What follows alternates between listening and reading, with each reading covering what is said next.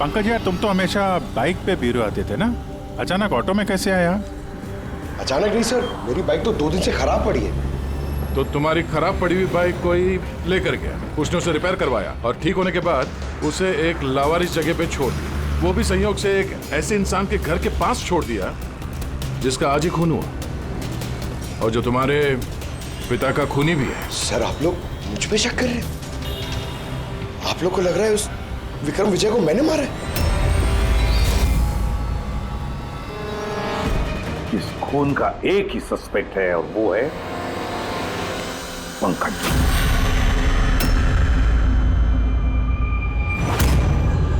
मैं तुम्हें सीआईडी से सस्पेंड कर रहा हूं। सर मेरा यकीन कीजिए सर, मैं सच कह रहा हूं, मैंने खून नहीं किया, मुझे मेरे पिताजी की कसम है सर। पंकज, तुम्हारी गन और बैच। सर, एक बेटा अपने पिता के श्राद्ध के दिन उसकी झूठी कसम कैसे खा सकता है सर? मैंने तुमसे नहीं पूछा फ्रेडी। गन और बैच।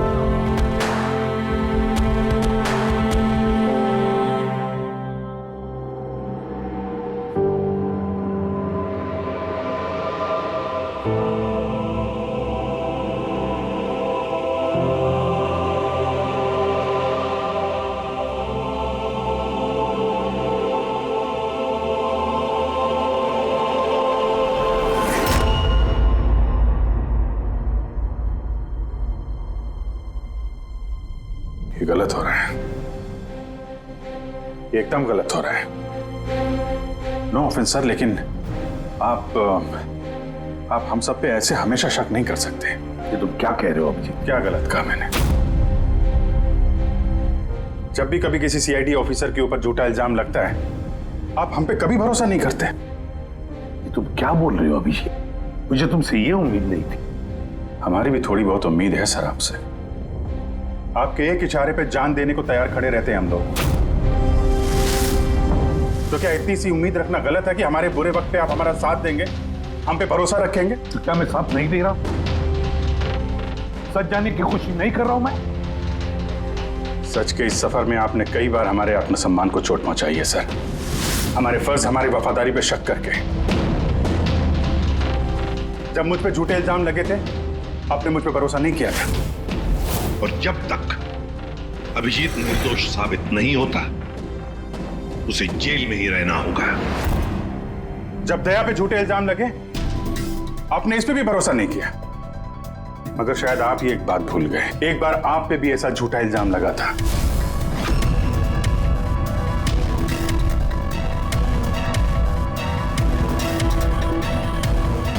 उस वक्त हम में से किसी ने भी आप पे शक नहीं किया था, बल्कि एक मजबूत दीवार बनकर सामने डटे खड़े रहे थे ताकि आपके ऊपर आंच ना आ सके। तो क्या आप वो हमारी हिम्मत, वो ताकत नहीं बन सकते सर? अभिजीत, मुजरिम से भी ज्यादा खतरनाक होता है एक इमोशनल सीआईडी ऑफिसर। तुम इमोशनल बन गए हो अभिजीत। मैं तुम्हें इस केस से हटा रहा हूं।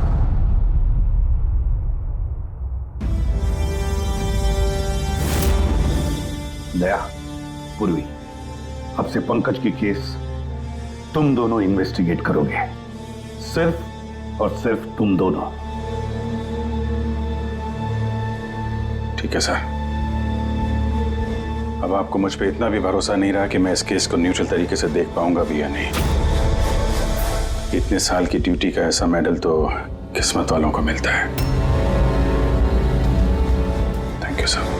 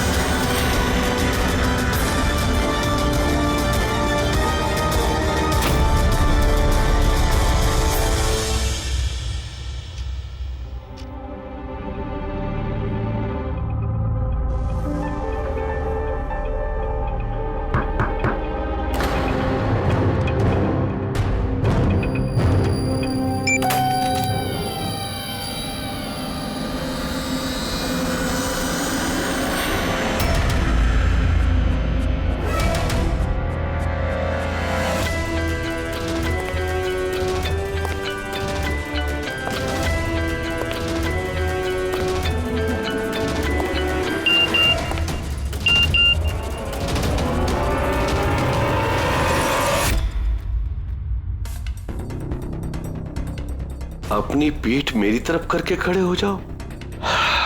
चलो ये भी करके देख लेते हैं।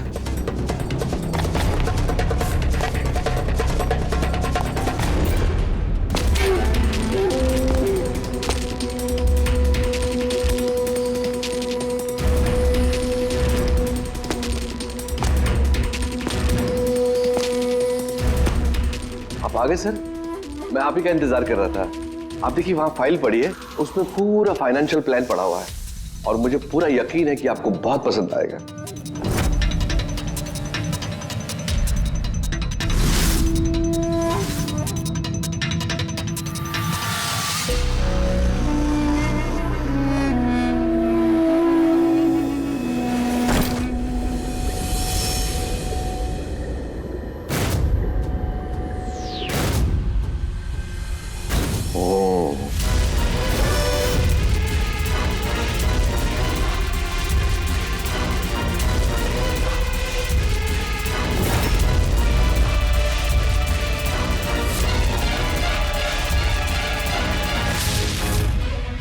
अरे ये तो नकली है।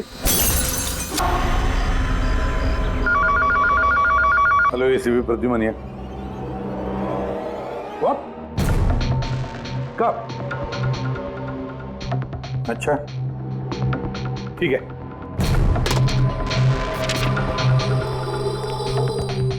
दया, अभिजीत, विक्रम विजय का खून हो गया। विक्रम विजय?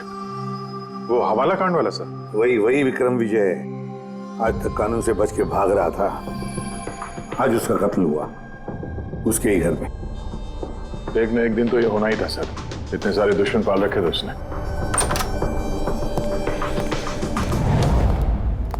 सर रियली सॉरी सर, थोड़ा लेट हो गया। क्या बात है पंकज, कहाँ रह गए थे तुम? सर वो डैड का श्राद्ध था सर, आज मंदिर गया था सर पूजा करने। ठीक है। और ये हाथ में क्या हुआ? अरे सर ये आते हुए लग गया, मामूली चोट है, इतना जोर से नहीं लगा सर। ठीक है, तैयार हो जाओ। एक मर्डर केस आया हुआ है। अब ये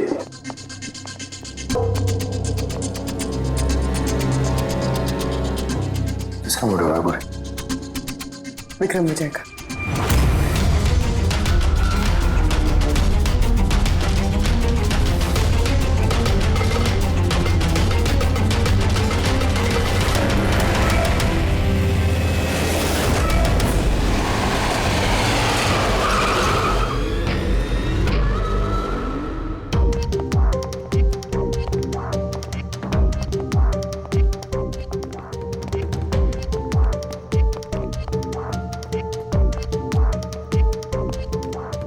सीआईडी? जी हाँ।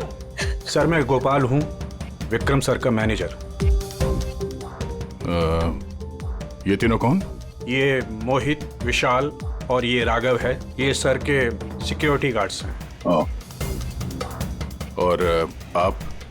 ये विक्रम सर की वाइफ हैं, मधु मैडम, और बाकी सब स्टाफ है। बॉडी कहाँ है? सर बॉडी अंदर है। ये गर्दन पे वार किया है और पेट और छाती पे भी मारा है। वो नहीं पक्का करना चाहता था कि किसी भी तरीके से ये बचने ना पाए।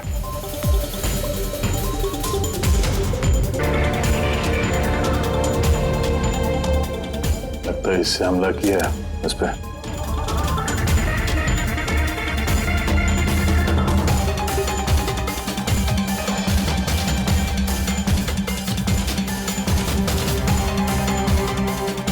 विक्रम के फोन पे आखिरी मैसेज किसी अननोन नंबर से आया। अपनी पीठ मेरी तरफ करके खड़े हो जाओ। पीठ मेरी तरफ? मतलब वो आदमी इसको अपना चेहरा नहीं दिखाना चाहता था क्या?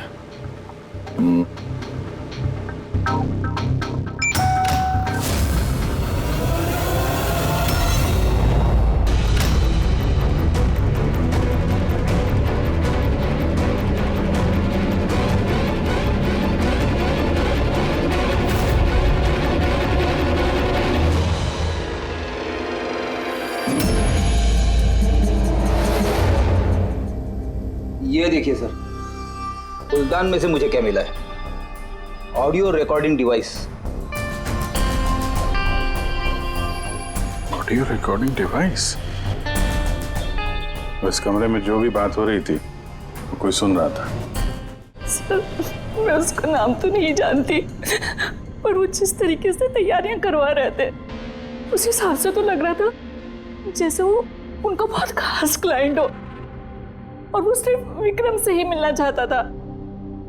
ये क्लाइंट विक्रम के कांटेक्ट में आया कैसे? सर मेरी वजह से। उसने मुझे पहले कांटेक्ट किया था। वो विक्रम साहब का पूरा इतिहास बहुत अच्छी तरह से जानता था और विक्रम सर उसके इस होमवर्क से बहुत इम्प्रेस हुए और उन्होंने मुझसे मीटिंग फिक्स करने के लिए कहा। तो आप उससे पहले मिले थे? नहीं सर, उसने कॉल किया था और वो भी प्राइवेट नंबर से।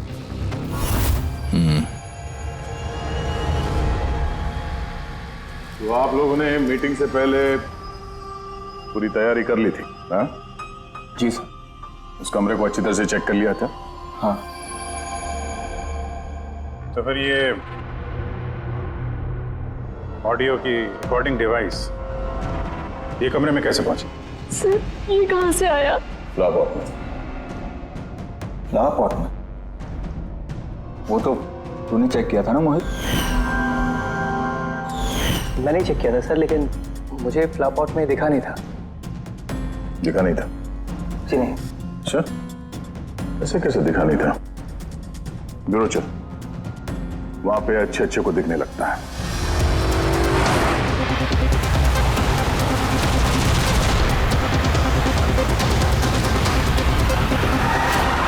मोहित पे नजर रखना। गोली में चलाना। कैलाश सर आप? कौन है ये? सीबीआई ऑफिसर हैं कैलाश जी। कैसे है सर? बढ़िया। क्या बात है सर, आपने अचानक रास्ता रोक लिया? अभिजीत, मुझे वो आदमी चाहिए जो तुम्हारी सीआईडी की गाड़ी में बैठा है। मोहित?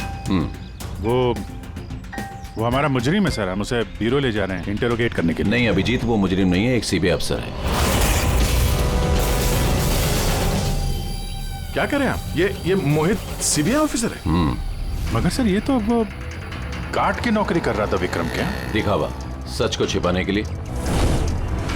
कैसा सच?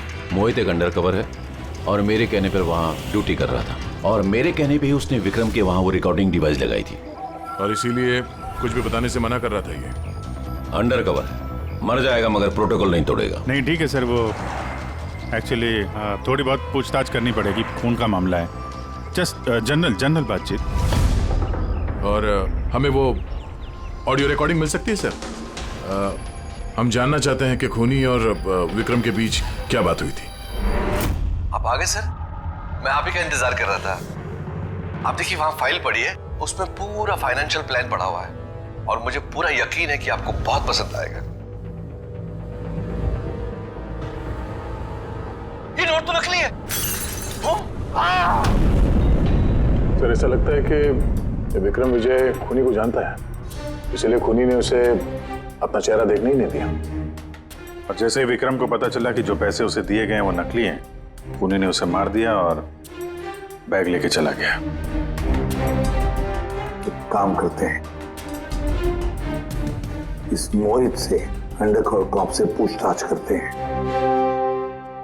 आई एम सॉरी सर, ये केस अभी तक बंद नहीं हुआ है, इसलिए अगर मैं आप लोगों को कुछ भी और बताता हूँ तो वो प्रोटोकॉल का उल्लंघन होगा, विच आई डोंट वांट। देखो मोहित, मैं तुम्हारे प्रोटोकॉल की इज्जत करता हूँ, मगर कोई तो ऐसी चीज होगी ना जो तुम्हारी इन्वेस्टिगेशन के दौरान तुम्हें मिली हो, मगर तुम्हारे प्रोटोकॉल के दायरे में होने के बावजूद भी तुम हमें बता सकते हो। कुछ तो बताओ जिसके जरिए हम खूनी तक पहुंच सके। मैं आप लोगों को केवल इतना बता सकता हूँ कि पिछले काफ़ी सालों से सीबीआई इस विक्रम विजय के पीछे लगी हुई थी। आज से 15 साल पहले सन 2002 में सीबीआई ने एक अंडरकवर ऑफिसर को भी विक्रम विजय के पीछे लगाया था, कुछ खास सबूत इकट्ठा करने के लिए, लेकिन कुछ हासिल नहीं हुआ और अनफॉर्चुनेटली हमारे वो ऑफिसर मारे गए। एक मिनट, नाम क्या था इस ऑफिसर का? इंस्पेक्टर अधिराज।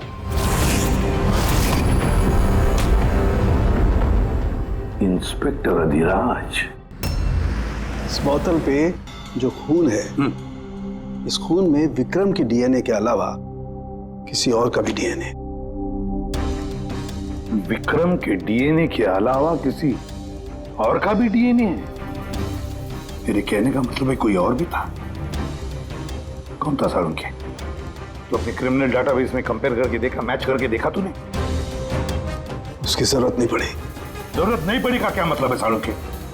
किसका डीएनए है वो? वो डीएनए पंकज का है। व्हाट? वो डीएनए पंकज का है? हमारे पंकज का? हमारे पंकज का।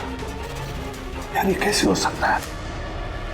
CID officer Pankaj, CID officer Pankaj खून कर सकता है? हमारा एक ऑफिसर खूनी है। लेकिन सर पंकज खून क्यों करेगा? वही तो, सीआईडी ऑफिसर खून क्यों करेगा? सर, विक्रम के घर से 1 किलोमीटर की दूरी पर पुलिस को एक लावारिस मोटरसाइकिल मिली है सर। किसकी मोटरसाइकिल है वो? सर वो पंकज की है।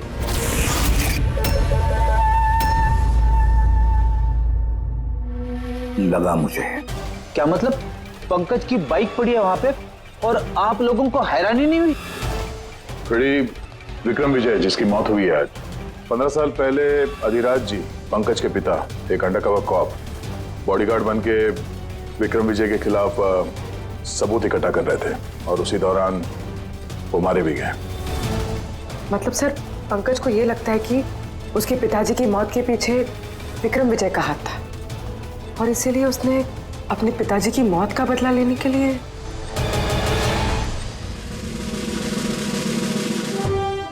पंकज कहाँ है?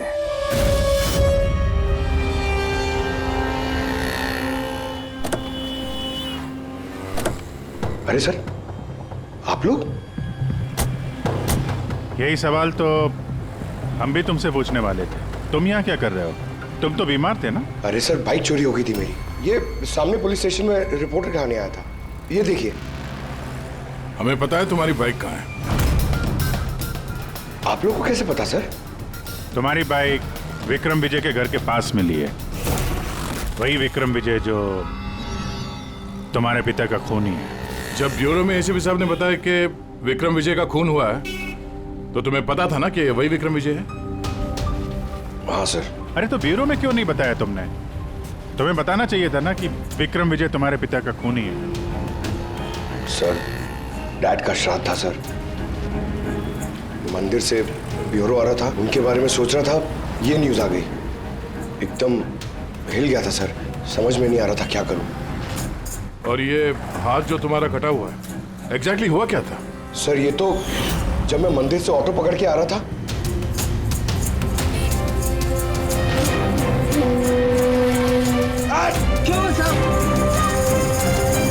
तो एक अनजान आदमी ये घाव देके चला गया, यूं ही बेवजह। सर मैं जानता हूँ यकीन करना थोड़ा मुश्किल है, लेकिन सच यही है सर। पंकज यार, तुम तो हमेशा बाइक पे ब्यूरो आते थे ना, अचानक ऑटो में कैसे आया?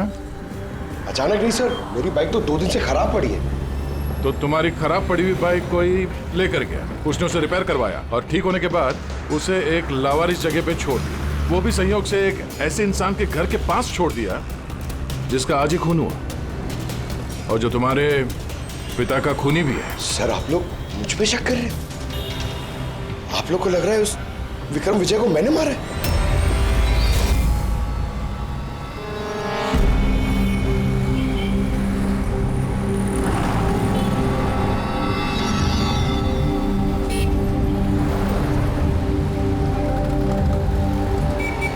अगर ये पंकज अपने घर से विक्रम के घर पे गया होगा तो वो यहाँ इस जंक्शन से ही गुजरा होगा।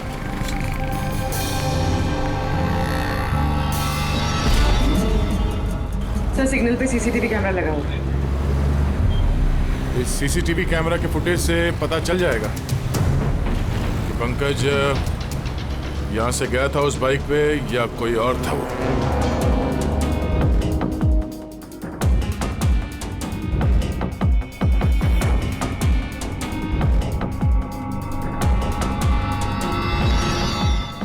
एक मिनट रिवाइंड करना, पॉज कर। सर ये देखिए, कि पंकज की तरह नहीं लग रहा है। बाइक का नंबर है XYA 4784। सर पंकज की बाइक का नंबर भी यही है। पूर्वी, ये पंकज इतनी लापरवाही तो नहीं कर सकता कि एक जुर्म करने के लिए जाते वक्त सड़क पे एक और जुर्म करे, सिग्नल तोड़ने का। जरूर कोई है जो पंकज को फंसाना चाहता है और उसी ने ये सिग्नल भी तोड़ा है ताकि हमारा जो शक है पंकज के ऊपर वो और मजबूत हो जाए। मगर सर पंकज को कौन फंसाना चाहेगा? शायद इसका कोई पुराना दुश्मन। सर मेरा ऐसा कोई पुराना दुश्मन नहीं है जो मुझे फंसाने के लिए ऐसी साजिश रचेगा। सर पंकज दिमाग पर जोर डालो, कोई तो होगा। नहीं सर, अगर तुम्हारा कोई दुश्मन नहीं है तो फिर ये खून तुमने ही किया है। तुमने अपने पिताजी की मौत का बदला लेने के लिए, और वो भी उनकी बरसी के दिन।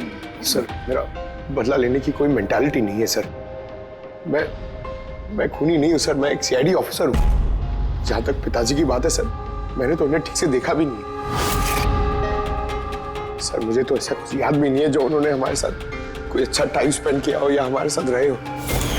सर उन्हें तो फर्क भी नहीं पड़ता होगा कि उनका कोई बेटा है जिसे उनकी जरूरत भी है। सर मतलब तुम्हारे पिताजी के साथ तुम्हारे संबंध अच्छे नहीं थे? सर वो एक अंडरकवर कॉप थे सर, वो ज्यादातर अपने काम में ही बिजी रहते थे। घर गृहस्थी परिवार बच्चे उनसे उनका कोई लेना देना नहीं था सर। मुझे तो सिर्फ मेरी माँ ने पाला है सर। लेकिन फिर भी पंकज, तुम्हारी अपनी पिताजी के साथ कुछ ना कुछ तो यादें जुड़ी होंगी ना? कुछ भी? बस सर थोड़ा सा याद है मुझे सर, मुझे मेले में ले जाते थे सर वो, मगर मेले में ले जाने से पहले सर वो मुझे हॉस्पिटल ले जाते थे हमेशा। हॉस्पिटल में? वो क्यों? शायद बचपन में बहुत बीमार रहता था और वो हॉस्पिटल ले जाते थे और मुझे बहुत दर्द होता था सर। दर्द? पंकज कहाँ दर्द होता था? सर पीठ में, यहाँ पे सर। पीठ में? पंकज डॉक्टर क्या करते थे पीठ में? नहीं सर ऐसा कुछ याद नहीं आ रहा सर। याद करो पंकज, याद करो। सोचो क्या करते थे? तुम्हारी पीठ में इंजेक्शन लगाते थे या पीठ में से खून निकालते थे क्या करते थे, याद करो। Sir sir sir drill machine से कुछ करते थे सर हॉस्पिटल में। क्या कहा? ड्रिल मशीन से? और उसके बाद तुम्हें पीठ में दर्द होता था? बहुत दर्द होता था सर, मैं हफ्तों तक सीधे बैठ भी नहीं पाता था। और फिर घर जाने के बाद तुम्हें नींद सी आती थी, कुछ अजीब सा लगता था, चक्कर आता था? हाँ सर। सर मेले में भी जब मैं घूमने जाता था तो नींद में ही रहता था सर, ऐसे चक्कर आते रहते थे सर बस। लेकिन सर इस बात का इस केस से क्या लेना देना? लेना देना है बॉस।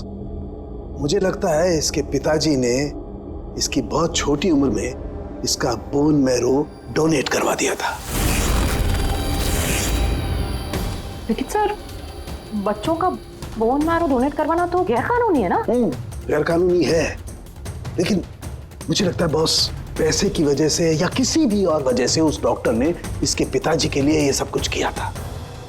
वो ठीक है सर, लेकिन मेरी समझ में अभी भी ये नहीं आ रहा है कि इस बात का इस केस से क्या कनेक्शन है। कनेक्शन ऐसे है पूर्वी कि कई बार जब बोन मैरो डोनेट किया जाता है तो जिसे बोन मैरो डोनेट किया जा रहा है उस व्यक्ति को ह्यूमन काइमेरिज्म हो जाता है। ह्यूमन काइमेरिज्म? ये क्या है सानकू साहब? यूं समझो कि जिस व्यक्ति को बोन मैरो डोनेट किया जा रहा है उस व्यक्ति के शरीर में 2 डीएनए पैदा हो जाते हैं। एक डीएनए वो जो उसका खुद का है, ओरिजिनल, और दूसरा डीएनए वो जो बोन मैरो जिसका ट्रांसप्लांट हुआ है उसका। इसका मतलब है सर पंकज का बोन मैरो जिसे मिला शायद उसके खून में भी ये पंकज का डीएनए शामिल है। Exactly that. बस मुझे लगता है कोई बहुत ही खास होगा वो जिसके लिए पंकज के पिताजी ने ये सब कुछ किया। कोई ऐसा खास आदमी जो पंकज के पिताजी इंस्पेक्टर अधिराज के बहुत ही करीब था और उसकी मौत का बदला लेने के लिए उसने ये खून कर डाला। पर कौन?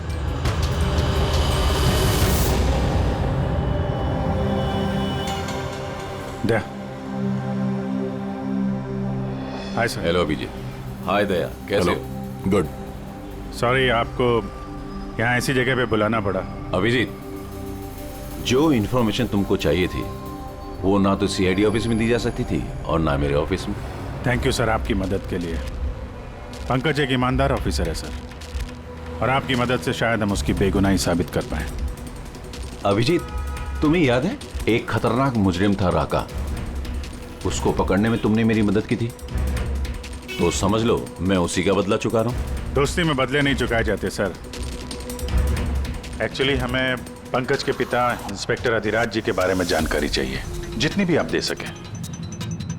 आपने काम किया है ना इंस्पेक्टर अधिराज के साथ? हाँ दया, अधिराज बहुत ही ईमानदार अफसर था और बहादुर भी।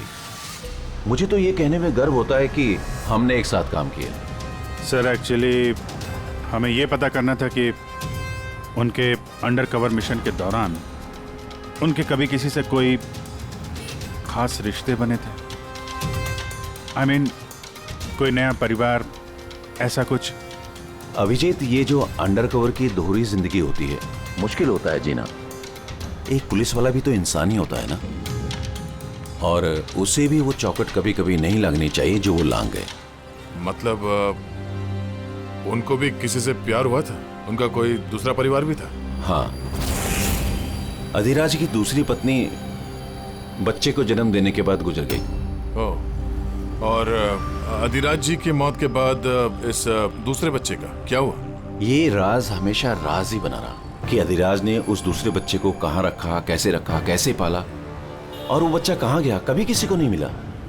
और ये जो बच्चा है दूसरी शादी से, क्या उम्र रही होगी उसकी? ये पंकज से कोई 2-3 साल बड़ा होगा। शादी पंकज की माँ से पहले हुई थी, पर बच्चा दूसरी बीवी से पहले हुआ था। शायद उसे कोई बीमारी होगी जिसकी वजह से अधिराज जी ने पंकज का बोन मैरो उसे दिलवाया होगा। और अपने पिता की मौत का बदला लेने के लिए खून शायद पंकज के सौतेले भाई नहीं किया है। पर अब सवाल ये उठता है कि पंकज का ये सौतेला भाई है कौन और अभी कहाँ है? मुझे कुछ कुछ अंदाजा हो रहा है कि क्या हुआ होगा उसके साथ। कैलाश जी, हमें एक मदद और चाहिए। इस अंडर कवर मिशन के दौरान और कौन कौन लोग थे आपके साथ, उन सब की जानकारी चाहिए, और अधिराज जी की पूरी कुंडली भी। अभिजीत, ये जरा मुश्किल होगा। जानता हूं सर, ये थोड़ा मुश्किल है, लेकिन किसी की बेगुनाही साबित करनी है, और आप यकीन रखिए सारी इंफॉर्मेशन हमारे बीच में रहेगी, बस। ओके। अरे यार, और कितना इंतजार करना पड़ेगा? ये लोग टाइम पे आते क्यों नहीं?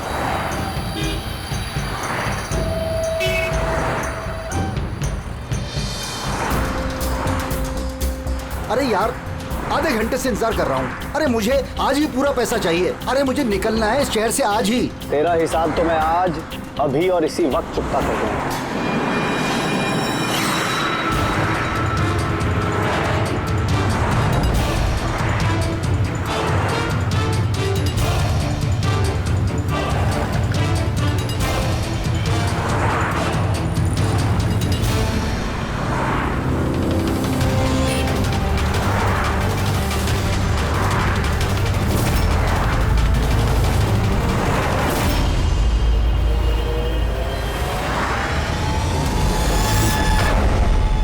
तेरा अकाउंट सीआईडी बंद करेगी। ये सर के सिक्योरिटी गार्ड्स हैं। नहीं अभिजीत, तो मुजरिम नहीं है, एक सीबीआई अफसर है।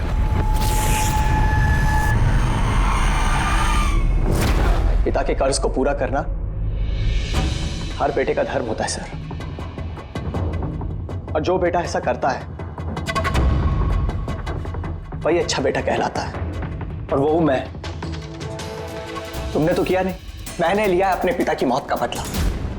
देखो मोहित, तुम दोनों के पिताजी इंस्पेक्टर अधिराज एक नेक, ईमानदार और बहादुर इंस्पेक्टर थे। क्या लगता है तुम्हें, उन्हें तुम जैसे मुजरिम बेटे पर गर्व होगा या पंकज जैसे ईमानदार सीआईडी ऑफिसर पर? तो सच बात तो यह है कि पिताजी को हमेशा से इस पंकज पर गर्व था, और प्यार भी वो इससे ही ज्यादा करते थे। मुझे तो उन्होंने अनाथ आश्रम में डाल दिया था सर, ताकि उनके दूसरे परिवार पे कोई आंच ना आ सके।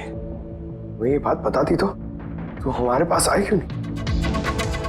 मैं तो भाई हूं तुम्हारा यार, हम दोनों मिलके पकड़ते विक्रम को, और कानून के रास्ते। नहीं चाहिए थी मुझे तुम्हारी मदद। हमारे पिताजी के कातिल को कैसे पकड़ना है और कैसे उससे बदला लेना है, ये सारी प्लानिंग मैंने कर रखी थी सर, बहुत सालों से। और यही कारण है कि मैं सीबीआई ऑफिसर बना, और ठीक हमारे पिताजी की तरह ही एक अंडरकवर ऑपरेशन पे गया विक्रम विजय के खिलाफ। लेकिन इस बार उसे सजा दिलवाने के लिए नहीं सर, बल्कि उसे खत्म करने के लिए। एक सीबीआई ऑफिसर होकर भी तुमने जुर्म किया। तुम जैसे लोगों की वजह से ही लोग कानून पर विश्वास करने से कतराते हैं। इस काम में केतन ने तुम्हारी मदद की थी ना? हाँ सर, केतन भी मेरे पिताजी के साथ काम करता था, वो भी एक अंडरकवर कॉप था। उसी ने मुझे सब कुछ बताया, और उसके बताने से ही मुझे पता चला कि बचपन में मेरा एक ऑपरेशन भी हुआ था। और जब तुम्हें पता चला कि तुम्हारे खून में 2 डीएनए, एक तुम्हारा दूसरा मेरा, तो तुमने खून करके मुझे ही फंसा दिया। हाँ, और इसीलिए मैंने अपना खून बहाकर और उसके बाद तुम्हारा हाथ काटा, ताकि एक तीर से 2 निशाने लग जाए। मेरे दोनों दुश्मन, हमारे पिताजी का कातिल वो विक्रम विजय। हेलो कैलाश सर, सर मैंने विक्रम विजय के रूम में ऑडियो डिवाइस लगा दिया।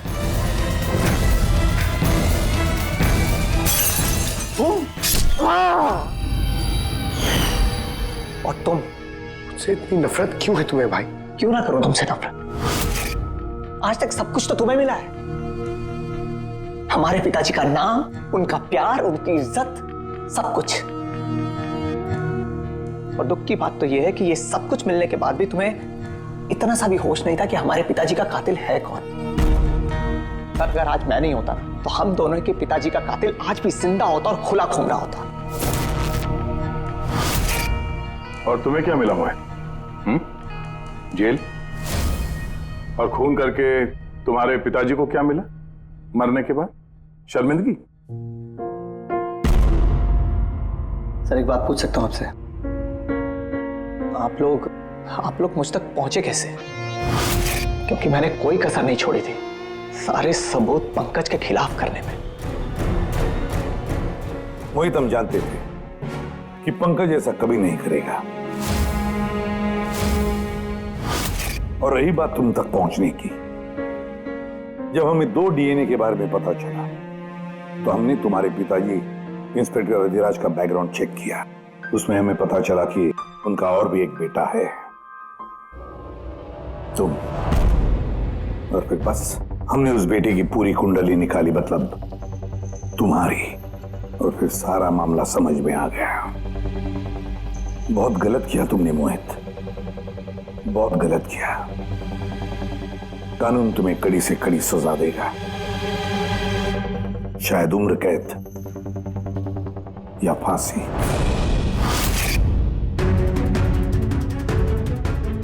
फ्रेडी,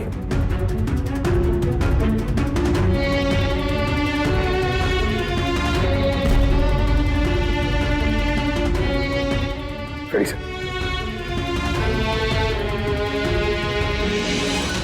मैं जानता हूं तुम्हारे दिल में सिर्फ मेरे लिए कड़वाहट है, मगर मुझे पता ही नहीं था कि मेरा कोई एक भाई है।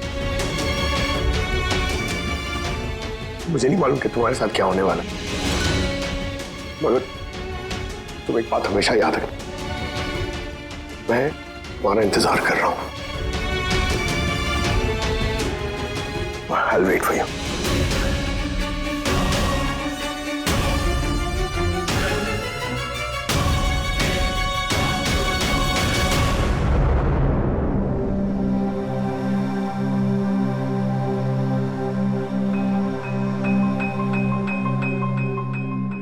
पंकज, देखो, तुम्हारे में ये जो अच्छाई है ना, इसे कायम जिंदा रखना, कायम।